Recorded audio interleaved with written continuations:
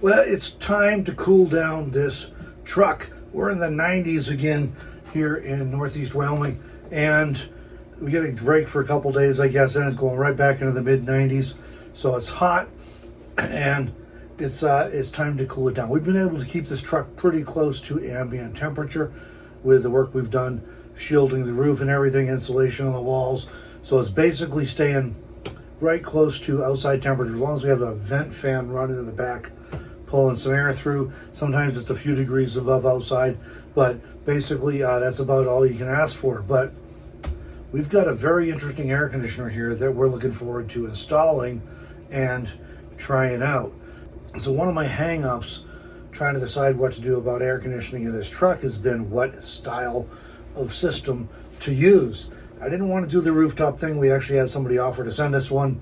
I didn't want to do that rooftop one because, for one thing, we have a fiberglass roof, but like with all box trucks, pretty much, whether you have a fiberglass roof or you have the sheet metal roof, you have roof bows, and those are designed to support the fiberglass or the sheet metal. If you have a sheet metal one, they're not designed to support an air conditioner. So if you put a 40 or 50 pound air conditioner on the roof, we're gonna have to do some serious engineering to properly support that, so something doesn't go boom down on my head in the truck. We don't want that to happen. So, there's obviously window type or through, window type units you can do as a through wall thing. Not going to work good for us, because where we would want to put that would be in the back wall. We sectioned off the back to have a bathroom and a storage area, so that's not really a very efficient option there. And then we looked at, obviously there's the split systems. I don't really want the air conditioner hanging out the back, mounted on the back wall. I'd prefer not to do that. And we thought about the portables, have the thing sitting here. I still got to vent it outside, either through a window or through a vent that I install in the wall, but then it's in the way all the time. So Turbo reached out to me recently and asked us if we'd be interested in checking out this air conditioner. This is the Lapland inverter air conditioner. It's a model LL10V, and this thing is interesting. So what's different about this one compared to any others I've seen is this is designed to be an under cabinet model. It's designed specifically for vans and RVs, but it's designed to mount under a cabinet or a bench or something. And what you see here, this is the entire system. And this is the way it comes out of the box. The only thing I've done is connected the wall controller, and which just plugs in here, and we'll show you all that, but that's all I've done so far. This is it. This comes the way it comes out of the box. We have to drill some holes in the floor to accommodate for the air inlet and the air exhaust outlet and the condensate drainage. So that's going to be the trick right now, is figuring out where exactly we want to put it precisely, so I know where we're making holes in the floor. So I'm going to have to do some measuring, crawl around underneath, figure out where the best spot is for it. But my basic idea is this thing can go under the bed that I'm sitting on, and it's out of the way. And it's not in our way. We're not tripping over it. It's not causing us problems that way. It's just tucked away nicely and kind of forgotten about. We got the wall controller. We've got up here, where did I put it? There we go. We've got a remote control with it, so we can control it either way. We're excited to get this thing hooked up and tried out. And just full disclaimer, Turbo did send me this air conditioner to try out and test, and there's basically they just asked, if we like it, do a video about it. So I'm already impressed. It's I think it's around 50 pounds or so, which is pretty much expected. I was able to lift it out of the box and move it around by myself without any difficulty. We're going to figure out where we can get this thing to fit, and it does come with some vents, so we can, run ducting and everything. It came with ducting and vent exhaust vents, so we can put it wherever we need it. So let's dive into it and see what we can do with this air conditioner. But I really like this as a different form factor, in that it can just go under a bench or under a bed in your van or your RV and not take a bunch of space that you maybe not rather have taken out to an air conditioner. And we're not going to be tripping over it, and we don't have anything hanging off the back of the truck or anything like that. And yes, I've seen people mount them underneath.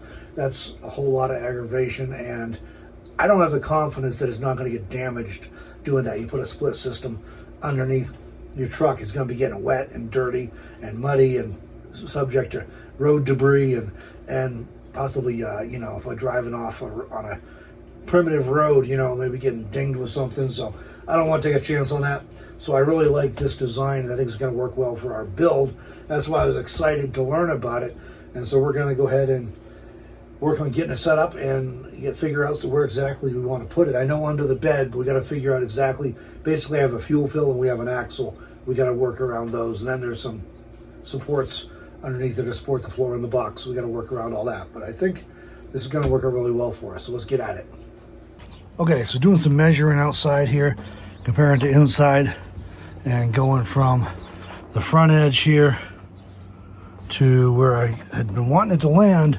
I think is going to put me right about over the gas cap there, or the fuel fill. And I think that's actually going to be okay, though. I'll take you underneath and show you. We also can go back just a little bit and put it here front forward of the axle and behind the fuel fill. I think that one would work too.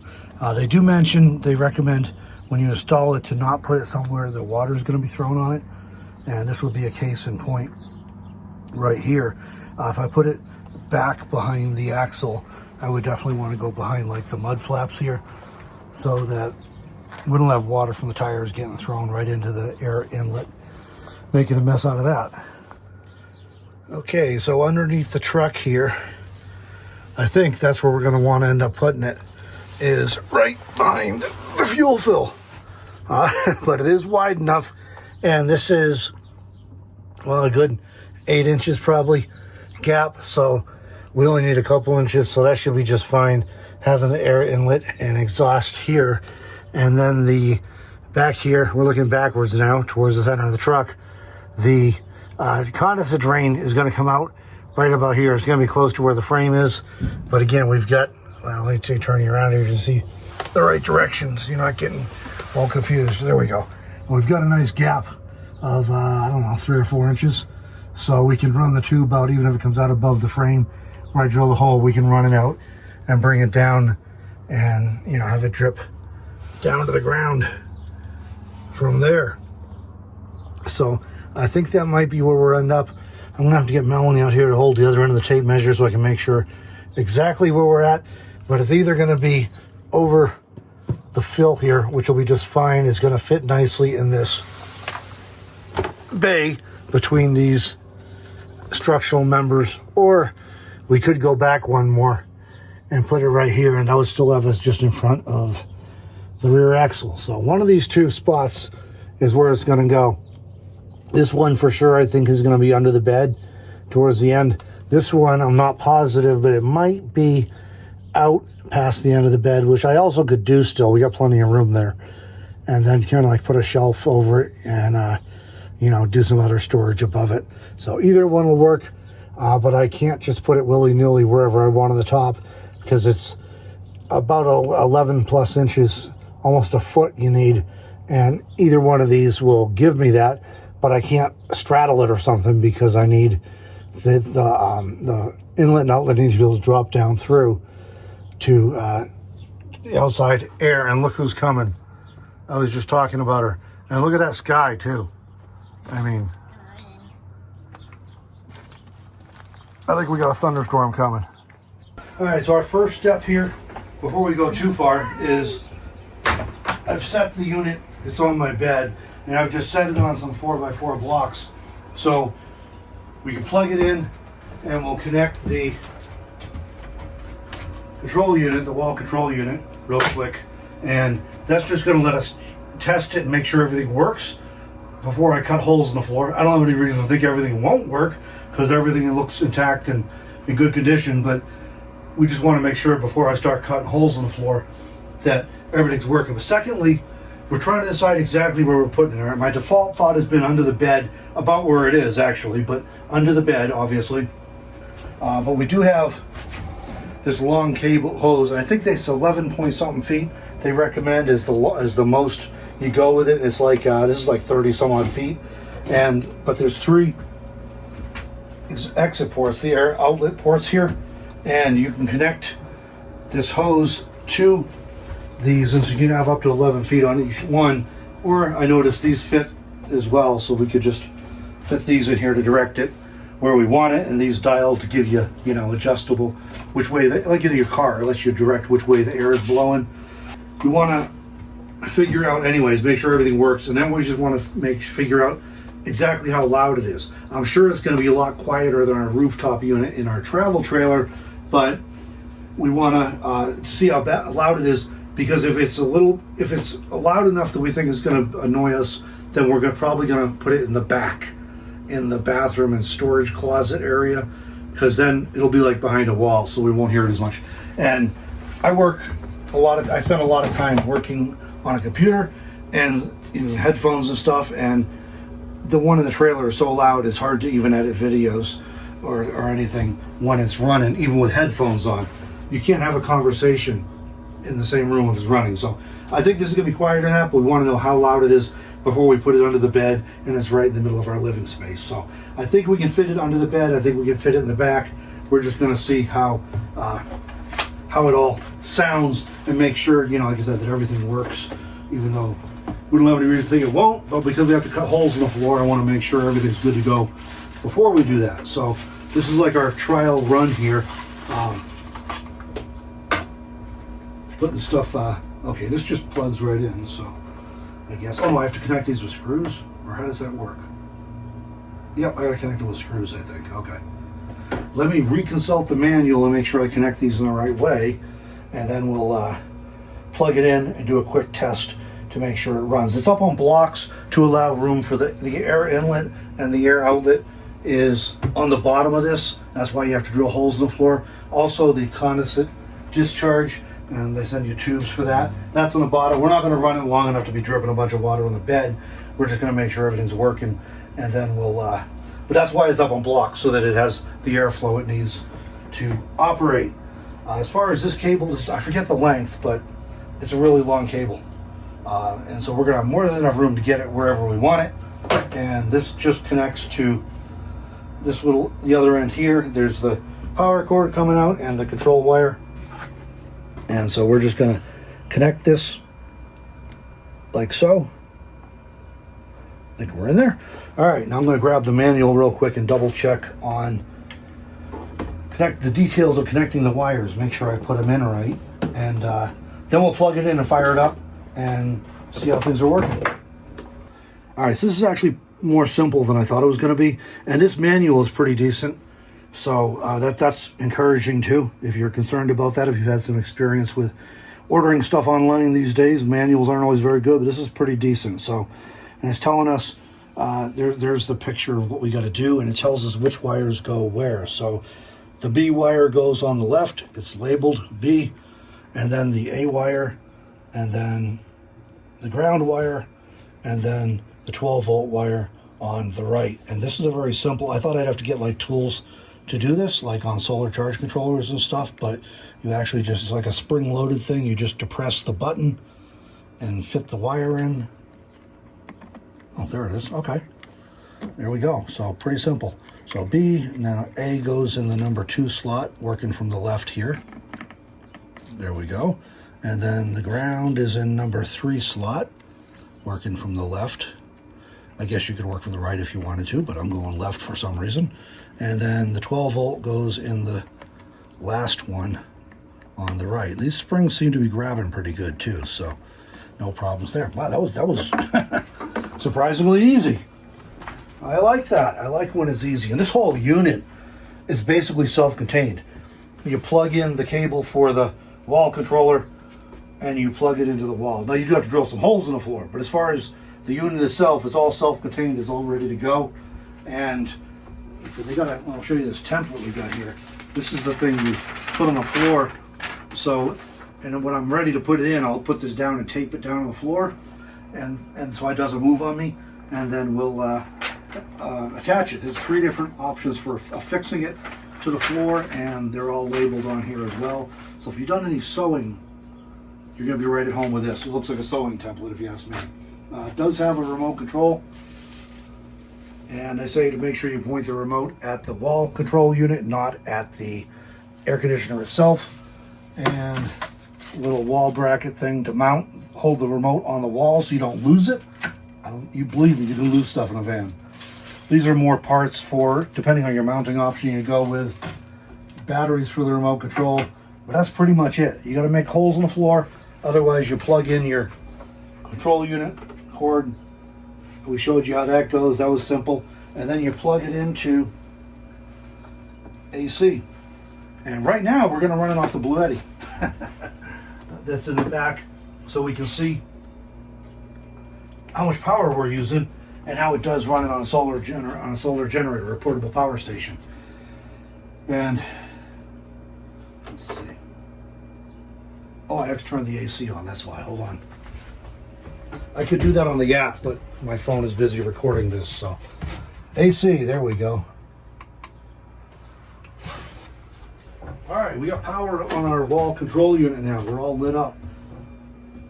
I'll take the plastic wrap off, but for now, you know, a 2-layer removable lens film. So let's see. Power, how's that? Oh, there we go. It's telling me it's 89 degrees. Yeah, that sounds about right. And it just kicked on. I hear things are moving. So we'll give this a minute to get going. We'll see how quiet it is. But it's all self-contained, which is really great because it's like this mini splits. You have to connect refrigerant lines and all that. And so this is really simple to get set up and get going. Let's take a look at, we're blowing cool air there. Let me take a look at what we got, we're seeing on the power usage here. We're pulling 300, no, what do we got here? No, we're only pulling, oh, here we go, we're on the right side here. AC output, we're at 350 watts-ish, climbing a little bit. This is an inverter compressor. Oops, showing 400 there for now. So it peaked at 400, then dropped back down, climbing up again now to about 4.25. So this is an inverter compressor. So it's a soft start thing built in. You don't have to put in a soft start unit with it. And as it cools things down, it should use less power. So when it's up and running at full, as this room's cooled down, it's used less juice than it does getting going. So we're about 500 watts right now as it's getting cranking. It's not solidly mounted. Oh, it's blowing cold air, man.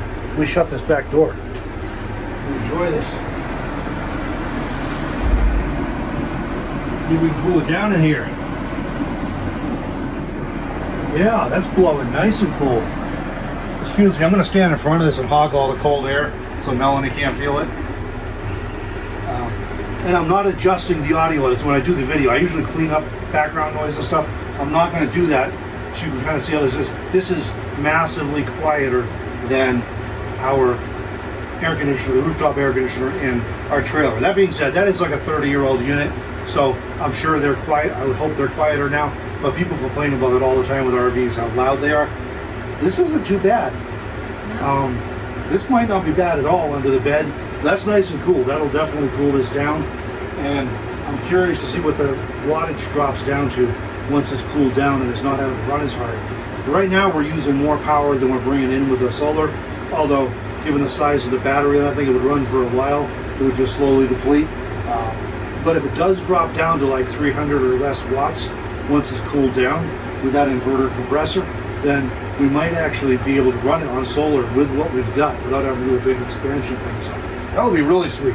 But I'm not holding my breath yet, but it would be sweet if we could do that. I know it's possible. It used to be, not too many years ago, it was like you could theoretically run your air conditioner on solar in your van or something, but the practicality between the power they used and how much solar you had to have and how many batteries you had to have, most people couldn't get the solar on the roof to do it. And even if you have an RV, you usually get a whole bunch of roof protrusions already up there that are getting in the way of putting solar on. So that's kind of it's getting easier these days because the air conditioners are more efficient and solar tech has come a long ways, but it's still quite a system to do that reliably. But if we could run it a little bit when we're camping and it's hot, because the climate we're at, whether we're up here in Wyoming, where we are, you know, that's our home base, or if we're down in the desert or something that's kind of hot, usually once it's only the afternoon that's really hot.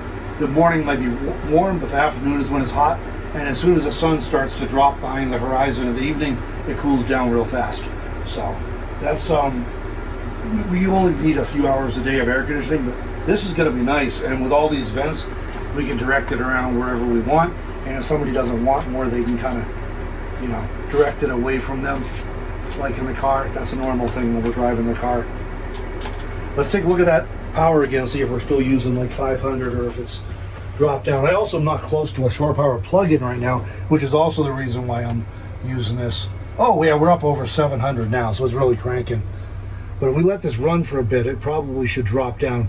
I will put the truck up. We're not going to do it today maybe, but I will put the truck up closer to the house where we can plug into shore power and see. So we can run it longer. I'll plug the Bluetti and then we can run it through here. That'll let me still watch what we're using for power, because I'm curious if we run it for a bit and get it good and cool in here, I think it'll be taking less power than that. But that's nice cool air coming out of there. That's going to make a big difference. And since we put the roof deck on here, the solar panels in the back, the roof deck here, and in the front we have white elastomeric paint. This is literally, I mean, it's the same temperature. It's nice and cool. It doesn't get very hot on the roof anymore. This one's a little warmer over here because this is where our, basically our skylight over the kitchen. So there's a natural light falling on the kitchen. Whoops, I just accidentally turned it off. About 95 in here right now, there you go.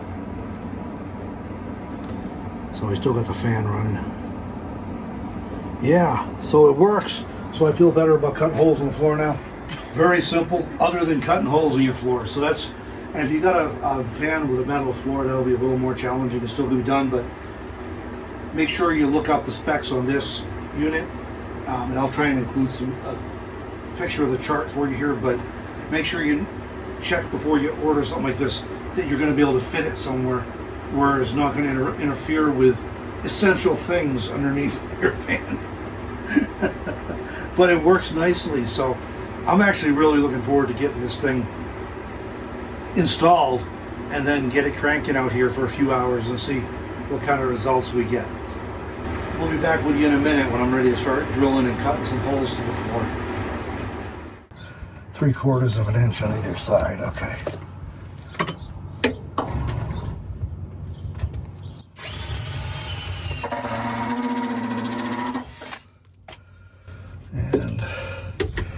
And about 14 on this side. All right. That should give me my, that's the size I need, and it's centered in this joist with 3/4 of an inch to spare on each side to the metal supports. So I don't want to get too close to the edge because I'll probably end up drilling up into our interior walls. But this will at least get me for where I need that big hole centered, and then we can lay the template down and go from there. Right there. And it does need a little bit of space behind it for airflow, as well as on both sides and the front, which are marked out using this template. So that's it is very convenient that they send this template. Now I could have done it without the template, but I will be honest with you, not that I was worried about it, but the thing that I thought would be the most challenging about this whole install was having to mark out the holes to make sure everything fit right. And so having this readily available is convenient. So I do appreciate that they include this, because we've been doing I've done a lot of van builds and RV builds and whatever over the years, as well as regular remodeling and commercial maintenance and everything else. And of course, we've done a couple of big build projects more recently, but this should make it to where I think pretty much anybody can pull this off.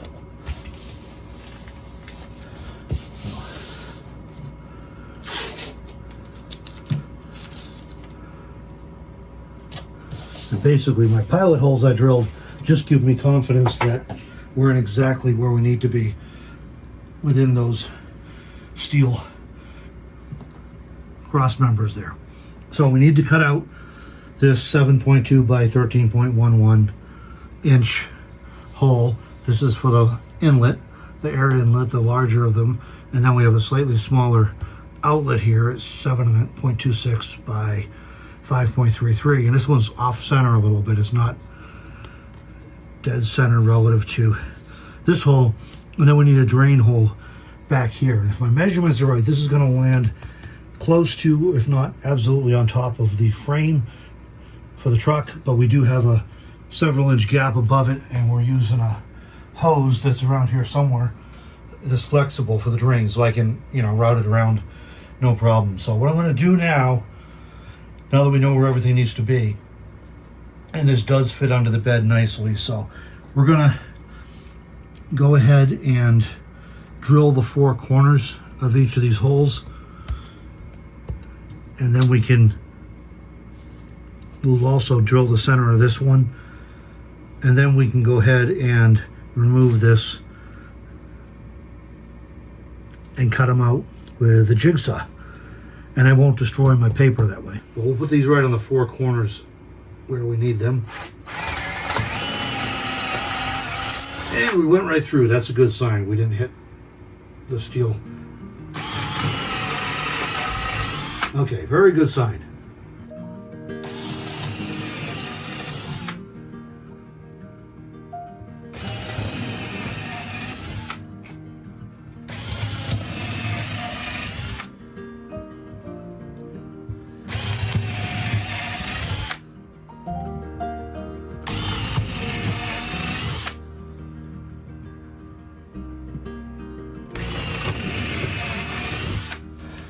And we'll mark the center here.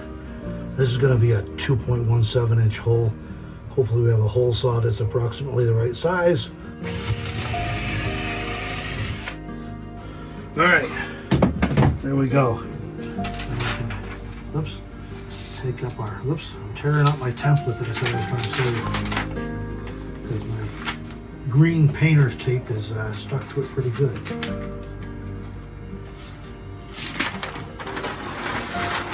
There we go.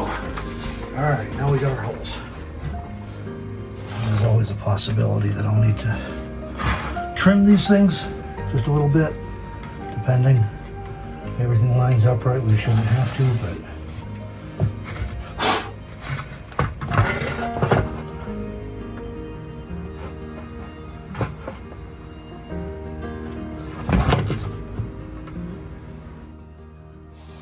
see something.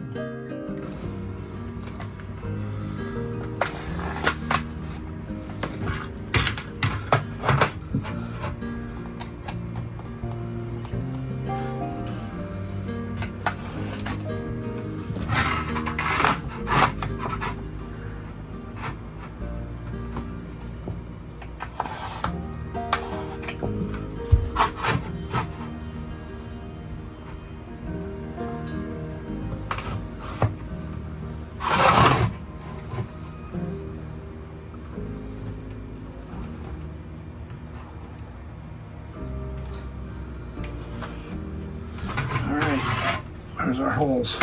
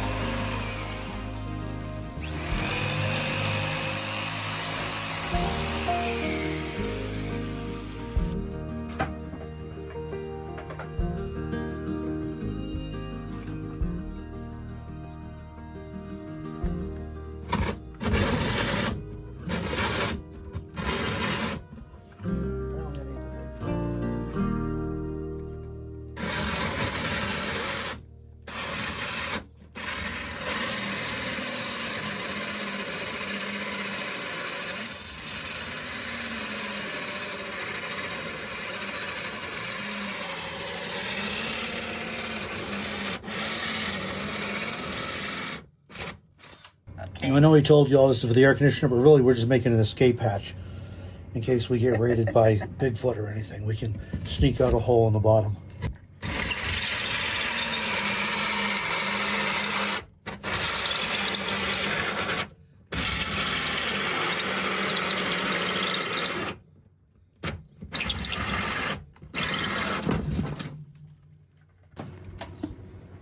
About an inch and 3/8 maybe. All right, I guess the next thing we'll sweep up the floor up here, and then we'll get this air conditioner down the floor and try and see if it's going to line up or if I need to do any trimming to make stuff fit just right. But hopefully it's going to drop right into place, and then it'll just be a matter of throwing some screws in it to bolt it down and plug it in and run it. That'll be it. So.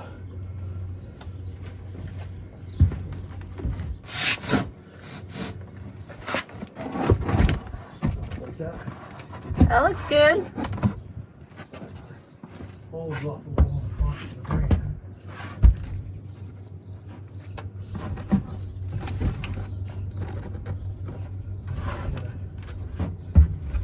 Expand the drain hole just a little bit apparently.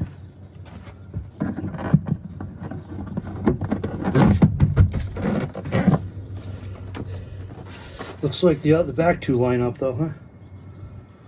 Yeah. All right, so we'll just notch out that drain hole a little more. And I should probably put the drain thing on before I put it in place too, I suppose. That'll make things easier, but yeah, almost perfect.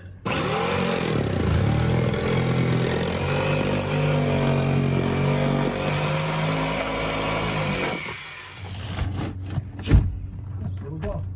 That's it. It's installed.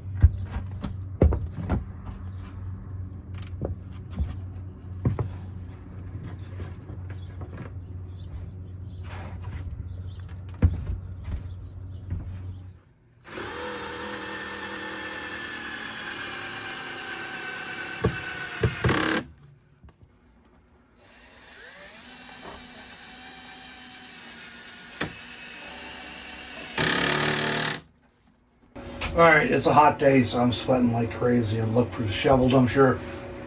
The air conditioner is installed. It actually was a pretty easy install, to be honest. It's all self-contained in one unit there. We have a little tidying up to do still. I think we're gonna put these directly on the front rather than using the hose that's up over Melanie's bed in her attic right now. Just because it was centrally located and it comes out pretty much in the middle of the truck. So I think just directing the air a couple different directions will work just fine for us. That'll do the job. Yeah, I'm walking in circles here, but I need to install the wall control here, and there's a handy mount for the remote too.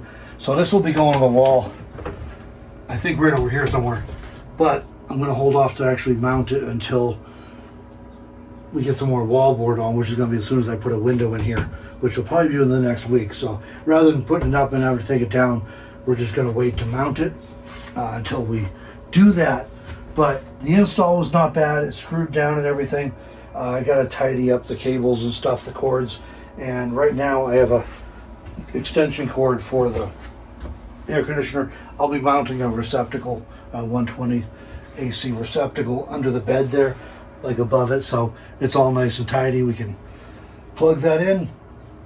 I'll take care of that. But the air conditioner itself is working, and we'll go ahead and click it on here again and show you. There we go. It's powered up. I'll take this plastic protective film off the controller as soon as we mount it on the wall, so I don't have to worry about it getting damaged or anything. Yeah, we're starting to move air, so with this inverter compressor, it doesn't take a ton of power to start up, which is great. So it's not like a lot of rooftop AC units in an RV that'll trip your generator or your power station, because it takes way more power to start than it does to continue running. So this should be pretty efficient.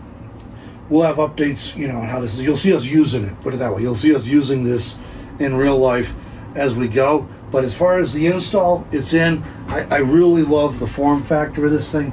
It fits beautifully under there. that's kicking on now. It fits perfect. I was telling Mom, it's almost like I planned it.